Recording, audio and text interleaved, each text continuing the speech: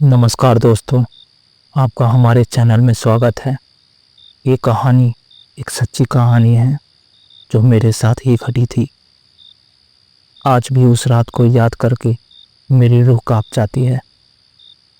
मैं अपने दोस्त के घर कुछ काम से गया था और काफ़ी देर हमने बात करी। दरअसल मैं कई दिनों के बाद अपने दोस्त शाम के यहाँ गया था, जिसके कारण हमारी बात बहुत देर तक चली, जिस कारण रात के कब 12 बज गए मुझे पता ही नहीं चला। जब मैंने देखा कि 12 बज चुके हैं तो मैं अपने दोस्त से विदा लेकर वहाँ से अपने घर के लिए रवाना हो गया। दरअसल उस रात अमावस्या की भी रात थी, जिसमें चारों ओर अंधेरा ही अंधेरा था। मेरा घर यहाँ से काफ़ी दूर था, जिसके कारण मैं घर पर रात के 2 बजे ही पहुंच पाता। इसलिए मैंने सोचा कि क्यों ना गली गली से शॉर्टकट लेकर मैं अपने घर जल्दी क्यों ना चल दूं। और फिर मैं गली गली से होता हुआ अपने घर की ओर चलने लगता हूं। चारों तरफ अंधेरे से भरा सन्नाटा ही पसरा हुआ था। गांव में कोई भी नहीं था। चारों तरफ अंधेरा ही अंधेरा और अकेलापन। उस रात मैं अकेला था और वहाँ पर कोई नहीं था। मैं अपने रास्ते पे चलता ही जा रहा था। बस मेरे कदमों की आवाज़ और झिंगुरों की बोलने की आवाज़ आ रही थी। अंधेरा काफ़ी डरावना था, क्योंकि आज अमावस की रात भी थी। मेरी मम्मी ने कहा था कि जल्दी आ जाइयो, पर बातों में इतना देर हो गया कि मुझे पता ही नहीं चला कि कब 12 बज चुके थे। मैं जैसे तैसे अब अपने घर जल्दी से पहुंचने जाता था। जैसे जैसे मैं आगे बढ़ते जा रहा था, मुझे काफ़ी डर लग रहा था, क्योंकि इतनी रात को मैं कभी अकेले बाहर नहीं निकला था। ये सब मेरे दोस्त के कारण हुआ था। मेरे दोस्त ने मुझे देर तक रोक कर रखा, जिस कारण टाइम का पता ही नहीं चला कि कब 12 बज चुके थे। दूर दूर तक कोई नहीं था, सिर्फ मैं और उस पर उन झिंगुरों की आवाज़ जो काफ़ी मुझे डरा रही थी। और जब हवाओं की सरसराहट मेरे कानों तक पहुंचती तो मुझे और भी डर लगने लगता।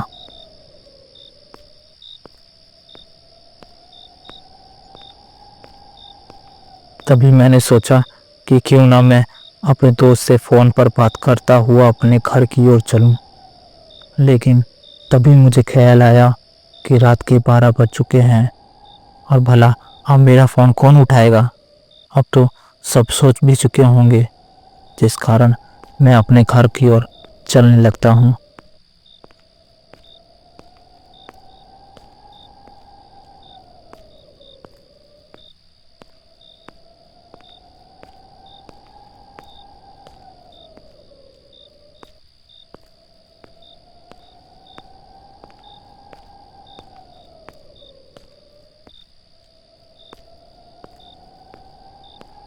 तभी अचानक मेरे पैर के नीचे कुछ आ जाता है, और जब मैं देखता हूँ तो वह एक नींबू था, जिस पर लाल रंग लगा हुआ था। दरअसल वहाँ पर किसी ने बीच चौराहे पर जादू टोना किया था, और मैंने उस पर गलती से पैर रख दिया था। अब मुझे और डर लग रहा था, क्योंकि मैंने उस नींबू पर अपना पैर रख दिया था। क्योंकि मैंने सुना था कि ये जादू टोना बहुत ही खतरनाक होता है। अब मैं अपने घर जल्द से जल्द पहुंचना चाहता था, जिस कारण मैं अपनी रफ्तार और तेज कर लेता हूं और जल्दी जल्दी अपने घर की ओर रवाना होना के लिए जल्दी से चलने लगता हूं। और कुछ दूरी पर चलते ही मुझे दूर खड़ी परछाई नजर आती है। मैं काफ़ी डर गया। मैंने डरते हुए आवाज़ लगाई, कौन हो तुम? वहाँ पर क्या कर रहे हो? बोलते क्यों नहीं? मैंने इतना कहा, पर वहाँ से कोई आवाज़ नहीं आई, मानो मेरी आवाज़ वहाँ तक पहुँची ही नहीं। वो चुपचाप वहीं पर खड़ा हुआ मुझे घूरता रहा, मानो कोई पुतला हो। मैंने फिर आवाज लगाई, कौन हो तुम? बहरे हो क्या? मुंह में जवान नहीं है? बोलते क्यों नहीं? पर मानो उसने कुछ सुना ही नहीं, उसने कुछ नहीं बोला। ये देखकर मैं और डर चुका था। अभी धीरे धीरे मुझे वो परछाई दिखने लगी। दरअसल वो एक सरकटा भूत था, जिसका सर उसके हाथों में था, जिसको देखकर मेरी रूह कांप गई। मैं वहां से भागना चाहता था, लेकिन मानो मेरे पैर जम से गए हों। मेरे मुंह से अब कुछ नहीं निकल रहा था। मैं वहां पर एक सन पुतला सा खड़ा रह गया। अब मुझे कुछ समझ में नहीं आ रहा था, मैं क्या करूं। मैं अपने पैरों को चलाना चाह रहा था, मैं भागना चाह रहा था, पर मैं ऐसा कुछ नहीं कर पा रहा था, जैसे मुझे किसी ने फ्रीज कर दिया हो।